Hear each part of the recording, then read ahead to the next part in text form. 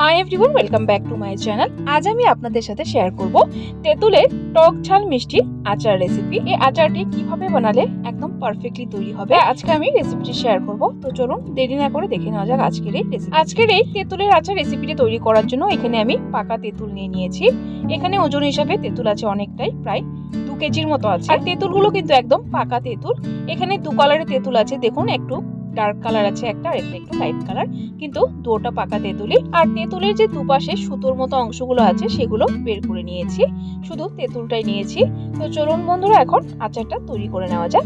তার জন্য এখানে একটা বড় সাইজের কড়াই বসিয়ে দিয়েছি, যেহেতু তেঁতুল অনেকটাই তাই বড় কড়াই বসিয়েছি। কড়াইটা গরম হয়ে গেলে এর মধ্যে দিয়ে দিলাম 2 টেবিল স্পুন পরিমাণ সরষের তেল। তেলটা গরম হয়ে গেলে এর মধ্যে ফোড়নে দিব 5 ফোড়ন, তারপর দিয়ে দিব 4-5টা শুকনো লঙ্কা। এই তেলের মধ্যে দেওয়া শুকনো লঙ্কার ফ্লেভারটা কিন্তু খুবই ভালো আসে আচারে। এখন ফোড়নটাকে 10 থেকে 15 সেকেন্ড সময় নিয়ে ভালো করে ভেজে তারপর এর মধ্যে তেঁতুলগুলো দিয়ে দিব।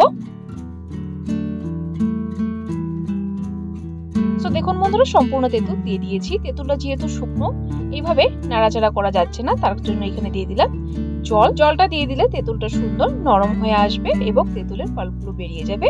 আর জলের পরিমাণটা খুব একটা কিন্তু বেশি দেইনি, প্রায় 500 ml এর মতো জল দিয়েছি। এখন ভালো করে নেড়ে চেড়ে নেব।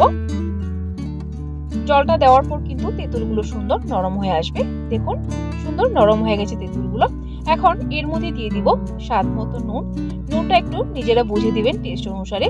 এখানে আমি প্রায় 2 টেবিল স্পুন পরিমাণ নুন দিয়ে দিলাম, যেহেতু অনেকটাই আচার।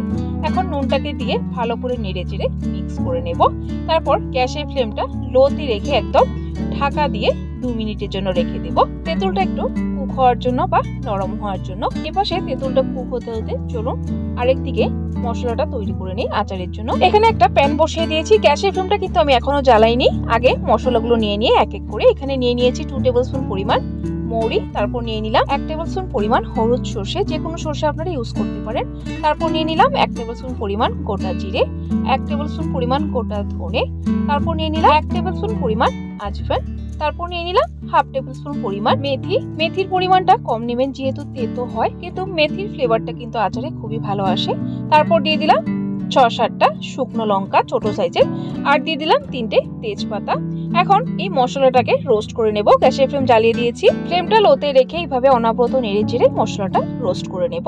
হালকা কালার চেঞ্জ হলেই হবে। যখনই দেখবেন মশলা থেকে চটচট করে শব্দ হচ্ছে, তখনই বুঝতে পারবেন মশলাটা রোস্ট করে নেওয়া হয়ে গেছে। সাথে সাথে গ্যাসের ফ্লেম বন্ধ করে দিবেন, তারপর ঠান্ডা করে মিক্সিং জারে নিয়ে গুঁড়ো করে নেবেন। এখানে চলুন আচারটা দেখে নিচ্ছি। দেখুন আচারটা কিন্তু বেশ শুকনো হয়ে গেছে। এখন এর মধ্যে অ্যাড করব গুড়। আচারে তো অবশ্যই আখের গুড়টা ইউজ করা হয়। আর এখানে 2 কেজি তেঁতুলের সাথে নিয়ে নিচ্ছি 1 কেজি গুড়, আখের গুড়। গুড়টা দিয়ে দিয়েছি। এখন গুড়টাকে দিয়ে ভালো করে মিক্স করে নেব। গুড়টা দেওয়ার পর গুড়টা গলে গিয়ে কিন্তু আচারটা আবারও একটু ভিজে ভিজে হবে, তাই কুক করতে হবে আবারও। গুড়টা দেওয়ার পর আচারটা যতক্ষণ না শুকনো শুকনো হয়ে যাচ্ছে কুক করতে হবে। এই সময় এর মধ্যে অ্যাড করে দিব অল্প পরিমাণ হলুদ গুঁড়ো। হলুদ গুঁড়ো দেওয়াটা অপশনাল, না দিলেও হবে, তবে হলুদ গুঁড়োটা দিলে আচারটা অনেকদিন ভালো থাকে। তারপর এর মধ্যে অ্যাড করে দিলাম লাল লঙ্কা গুঁড়ো, প্রায় 3 টেবিল স্পুন পরিমাণ। ঝালটা এখানে নিজেদের স্বাদ অনুসারে দিবেন।